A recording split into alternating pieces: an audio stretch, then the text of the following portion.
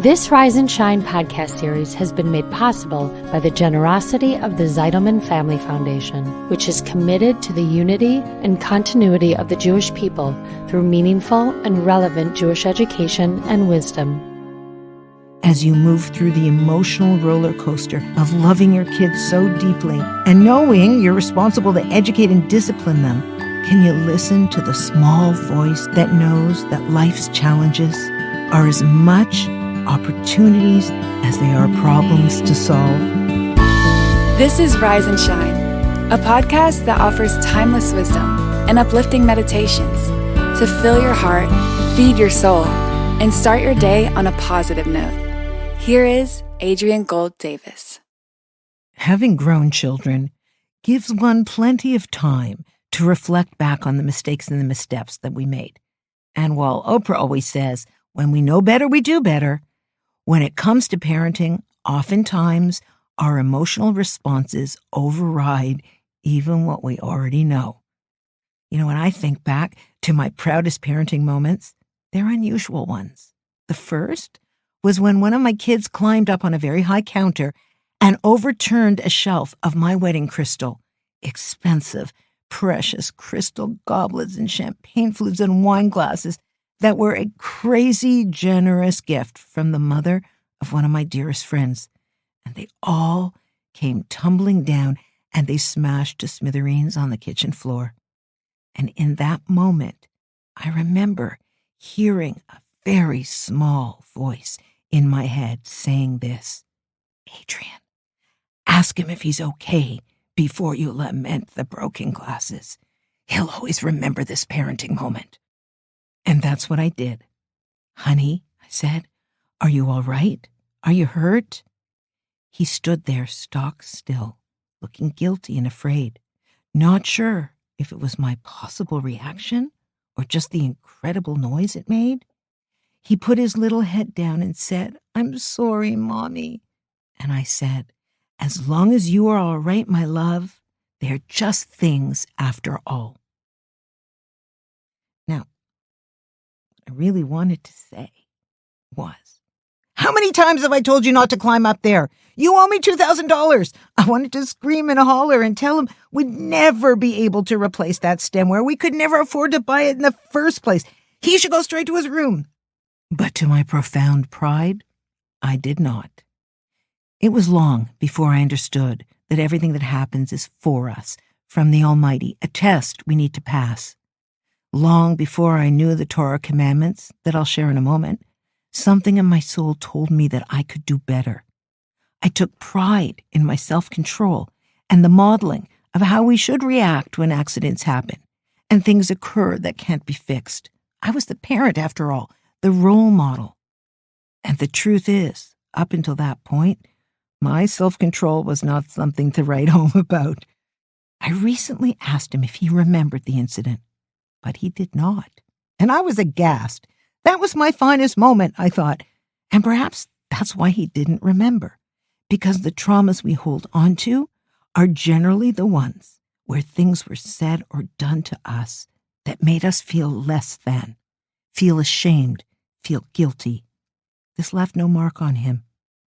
But it was the very first time I experienced the sole pleasure of monitoring my emotions and calibrating my reactions in accordance to what was the higher good.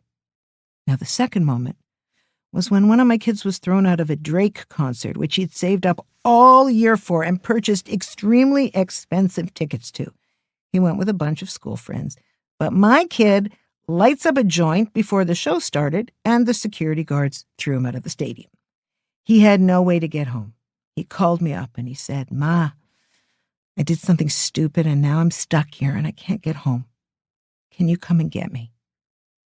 He told me what had happened. Again, the small voice inside my head told me to stay calm and to use this as a teaching moment. Of course, I said. I'll be there in 20 minutes. I jumped into the car with shaking hands and a jumbled mind. How do I handle this? When I arrived, he got sheepishly into the car. Am I in trouble? He asked.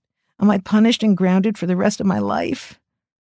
Well, my dear, I said, I'm not sure there's any punishment worse than the immediate natural consequence you received for making a boneheaded decision and being ejected from the concert. Now, what I wanted to say was, when did you start smoking marijuana, and why would you not wait till the lights went off if you're going to do that, you idiot, and you're not old enough to smoke weed, and you're not old enough to... I just was losing my mind, but I didn't say that. I knew that there would be no room for honest conversation if it didn't delay this till a better time, a time where he wasn't already flooded with regret and shame.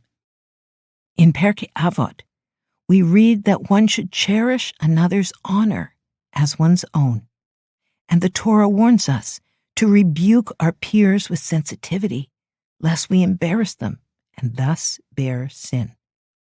And while many of us imagine that this doesn't apply to our children, but rather only to adults and peers, I can assure you that is not the case. There's a famous story I learned about the prohibitions of committing the emotional homicide of embarrassing someone. Let me read it to you now. Rabbi Akiva Eger once invited a poor man to his home on Friday night. At the meal, a beautiful white tablecloth covered the Shabbat table. When the poor man lifted his wine glass, it slipped out of his hand, and the red liquid spilled over the pure white cloth, leaving an ugly blotch. Seeing the poor man squirm in embarrassment, Rabbi Eger immediately lifted his own glass of wine and also, accidentally, spilled it over the tablecloth. As the poor man looked on in great relief, Rabbi Eger remarked, "It seems as if the table or the floor is shaking, doesn't it?" He'd been willing to make himself look careless and to soil a nice tablecloth just to spare the shame of another. This week, as you move through the emotional roller coaster of loving your kids so deeply and knowing you're responsible to educate and discipline them, can you also examine your responses for potential humiliation? Can you listen to the small voice inside of you that knows that life's challenges are as much opportunities as they are problems to solve? And can you look back and examine how you felt in the past when you decided that it is indeed more important to do right than to be right, especially when it comes to those little people you live with? Because if you get this right, you get yourself and your own potential right as well. And that feels even better than you can imagine.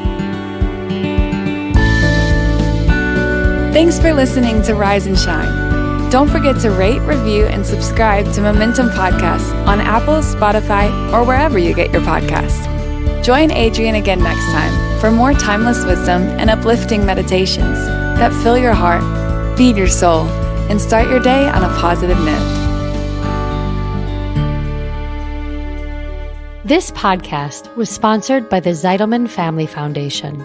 Spread the wisdom. Inspire Jewish individuals around the globe by supporting Momentum's podcasts. To sponsor, contact podcast@momentumunlimited.org.